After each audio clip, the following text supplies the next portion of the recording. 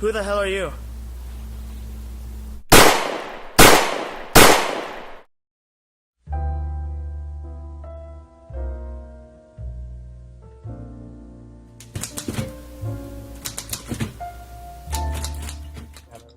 It's been months since my last story. I work for a failing newspaper, my girlfriend has left me, and I barely have a penny to my name anymore. People are getting laid off left and right every day, and if I don't write something worth reading soon, I'll be next. I used to be the top journalist in the Midwest, and now I'm not even the best journalist in my own town. My world's gone to shit, and I have nowhere else to go.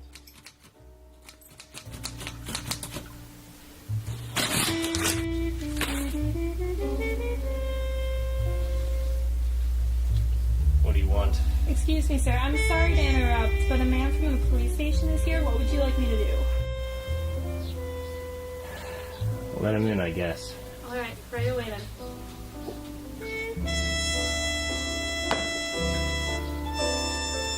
Hey, bud, how you been?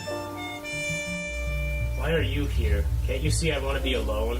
My boss gave me a week to write a top story, and if I don't, I'm just on the street.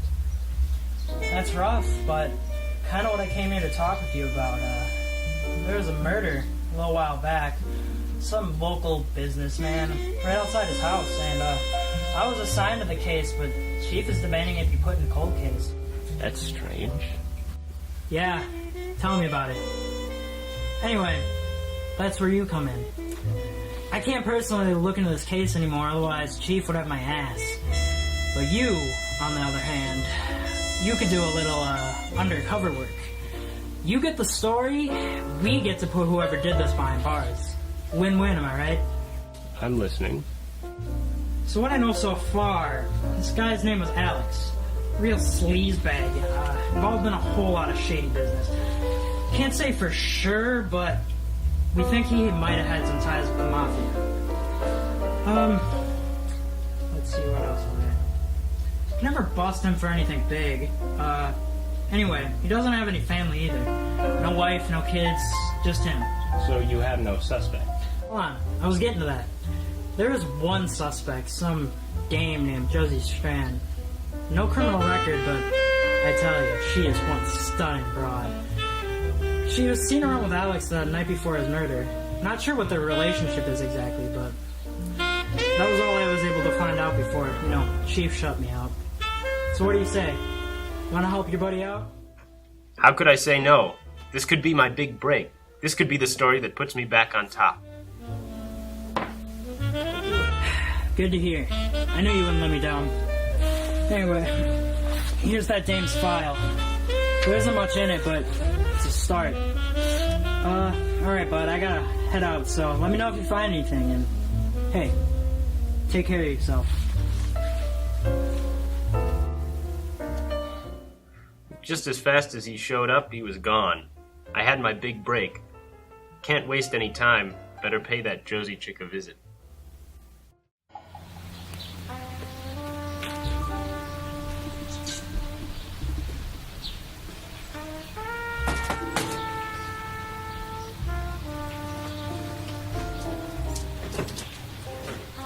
Hello. Hi there, are you Miss Strand? Yes, and who may I ask are you? I wasn't expecting someone quite as striking as you are. Name's Griffin. Griffin Louder. Quite a pleasure to meet you, Mrs. Strand. Just call me Josie. Mrs. Strand is my mother. Fair enough. Anyway, I'm a journalist for the local paper. I'm just here to ask you a few questions for a story. A story? About me? You could just step inside for a minute. I can give you the details if you don't mind. Not at all. That's fine. Excuse my living room. It's a little bit of a mess. We're remodeling. But if you conduct the interview in my room... That should be just fine. Also, excuse my dog.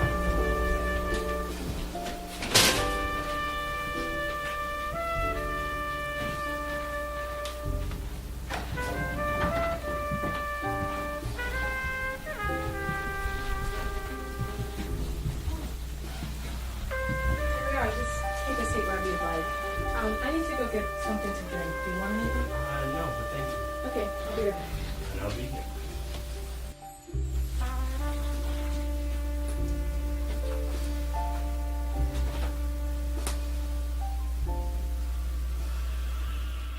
When Blake told me she was a stunning broad, I was expecting some run-of-the-mill floozy, but this woman is damn near flawless. I can't imagine her killing a fly, much less killing a man. She definitely knows something, there's no denying that. What that something is, I'll have to find out.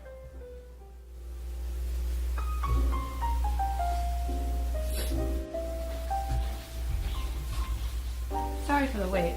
Now, what was it you came here to talk about? Well, I'm here to ask you a few questions about the recent murder of Alex Weiss.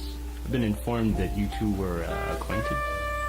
Oh, yes, he was my brother. Is that so? Yes, why do you ask? Well, you don't seem to be too bothered by the fact that your so-called brother has been shot. Well, him and I were not the closest of siblings. We had a falling out a few years ago, and we just never made amends, I guess. Well, see, Josie, I've read your file. And in this file there is zero documentation of you ever having a brother. In fact, it explicitly says you're an only child. So either this file is wrong, or you're lying to me. And my gut tells me this file isn't wrong. My gut rarely lies. I don't understand. Are you calling me a liar? I can't believe you. You come into my house, you call me a liar, and accuse me of murder I didn't commit? Who do you think you are? I think I'm the one with the upper hand here. See, I never accused you of the murder. You assumed that I accused you, which leads me to believe you did have something to do with it. Now, I'd hate to see a pretty little thing like you be put behind bars, so I suggest you start talking.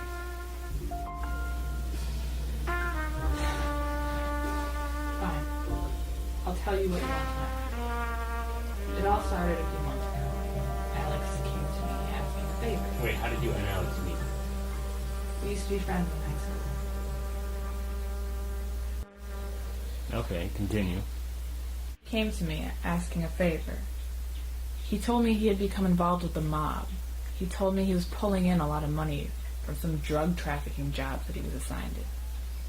He said that with all the money he was pulling in, people would become suspicious because he only held a simple job as a store owner. He was afraid that people would find out that he was affiliated with the mob, so he came to me and asked if I could hold on to some money for him. You mean laundering? Yeah, I suppose you could call it that. Anyway, I agreed, and the only condition I had was that he would cut me in 10% of the money he made. And in return, I would hold on to it and hide the money for him. And that went on for several months. Until one night, he came to me in a panic. He kept saying how he was under investigation. He said he had to come clean. He thought if he came clean that the worst that would happen to him was that he would get a few months behind bars.